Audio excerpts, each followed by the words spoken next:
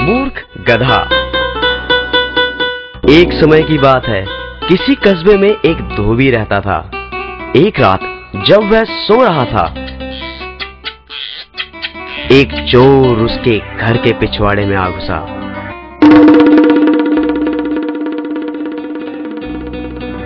धोबी का एक कुत्ता और एक गधा वहां एक खूंटे के साथ बंधे हुए थे।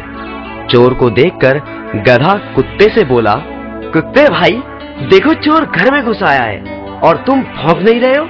क्या ये तुम्हारा फर्ज नहीं कि तुम भौंक कर मालिक को जगाओ? यदि तुम ऐसा नहीं करोगे तो चोर चुपचाप चोरी करके यहाँ से रफूचक्कर हो जाएगा। बात तो तुम्हारी ठीक है, परंतु तुम तो जानते ही हो मैं दिन रात मालिक के घर की चौकीदारी करता हूँ और तुम भी कोई कम काम नहीं करते, परंतु हमें मिलता ही क्या है? हमें ढंग से पूरा भोजन तक नहीं दिया जाता।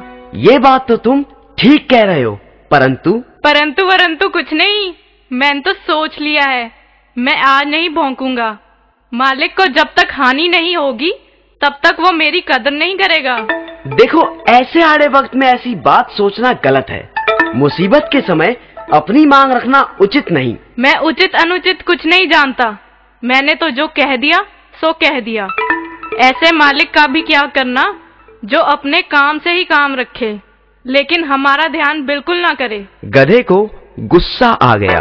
ओए मतलब परस, तू अपने फर्ज में कोताही कर सकता है, परंतु मैं तेरी तरह कमीना नहीं। लगता है मुझे ही कुछ करना पड़ेगा।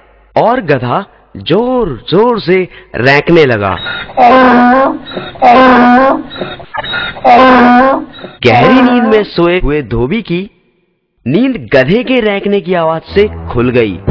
वो गुस्से से बिस्तर से उठा और जाकर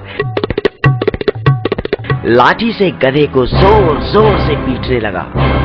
पिटाई इतनी बुरी तरह से हुई कि कमजोर गधे ने वहीं अपने प्राण त्याग दिए। तो बच्चों, समझे कुछ?